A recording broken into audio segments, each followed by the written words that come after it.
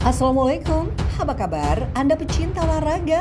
Channel MH Sport kembali menjumpai Anda dengan informasi terkini seputar olahraga. Sebelum menyimak secara lengkap videonya, jangan lupa like, share, dan subscribe. Terima kasih dan inilah info lengkapnya.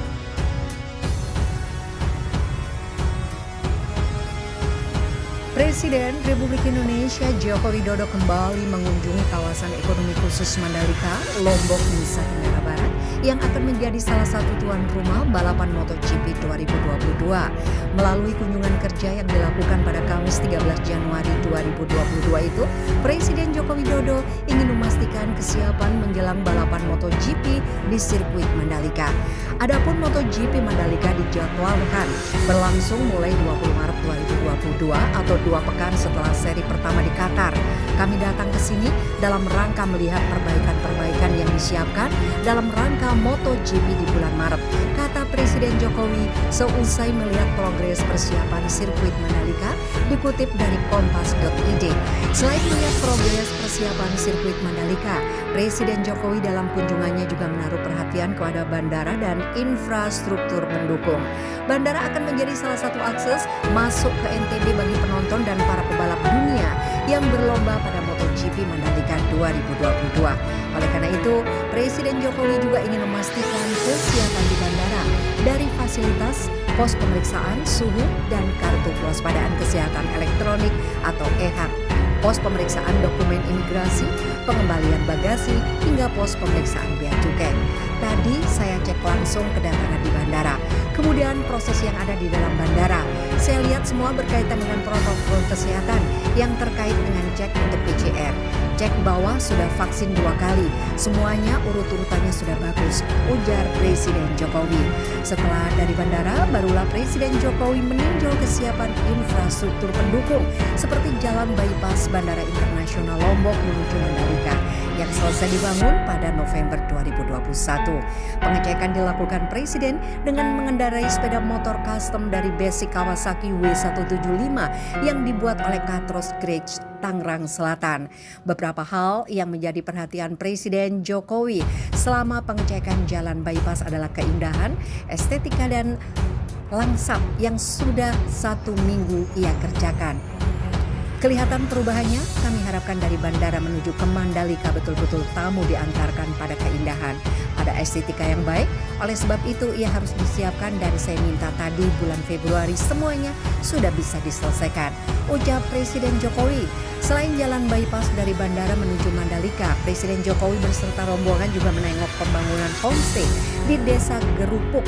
Pembangunan homestay, kata Presiden, akan memberikan dampak ekonomi terhadap masyarakat di sekitar kawasan ekonomi khusus pariwisata Mandalika. Tadi saya sudah mengecek satu persatu homestay yang telah dikerjakan oleh Kementerian Pekerjaan Umum dan Perumahan Rakyat, kata Presiden Jokowi. Nanti kami lihat bulan Maret apakah ini terisi atau tidak. Menurut saya insya Allah terisi semuanya, ujarnya menambahkan. Setelah menengok pembangunan homestay di Desa Gerupuk, barulah Presiden Jokowi melanjutkan perjalanan ke sirkuit Mandalika. Di sirkuit, Presiden Jokowi meninjau area pedok tempat para pebalap dan timnya bermarkas. Presiden juga menyempatkan dengan titik 360 yang berada di area tikungan 10 sirkuit Mandalika. Tikungan ini disebut sebagai tikungan paling indah karena menampilkan perpaduan lanskap sirkuit, perbukitan, dan sisir.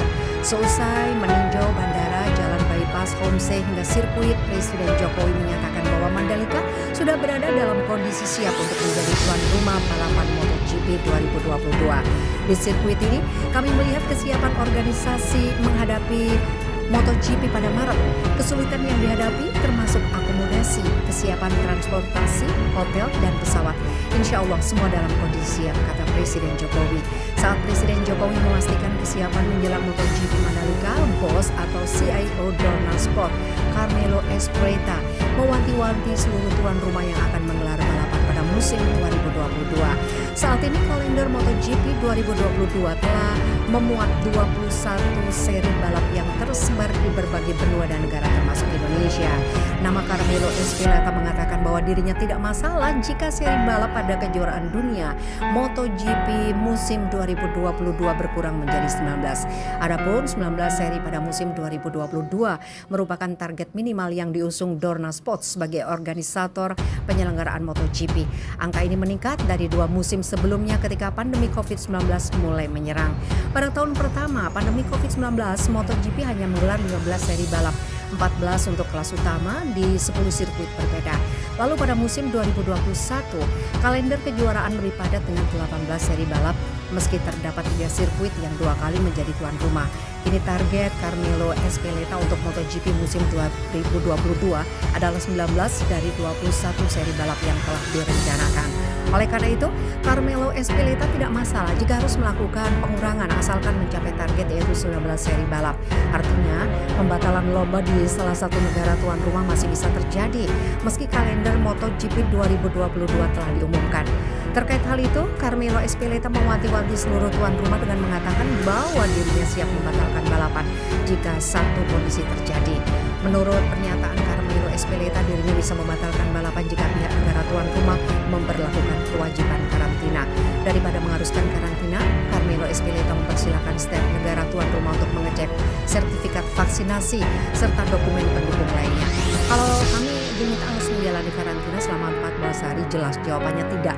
Itulah batasannya, kata Ezpeleta seperti dikutip bolasport.com dari sport.s. Mereka bisa meminta kami untuk membawa sertifikat vaksinasi atau dokumen seperti yang kami lakukan tahun lalu, ucap Ezpeleta lagi. Selain itu, Ezpeleta berharap sistem gelembung yang telah diterapkan dalam 2 musim terakhir cukup untuk meyakinkan pihak tuan rumah bahwa MotoGP aman untuk digelar.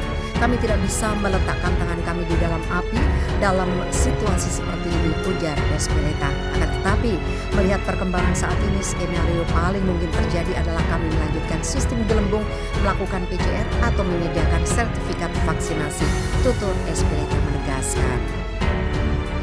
Demikian informasi olahraga untuk hari ini. Dari dunia olahraga, kita banyak belajar bahwa kerjasama dan saling menghargai mampu menciptakan kemenangan yang didamba. Salam olahraga.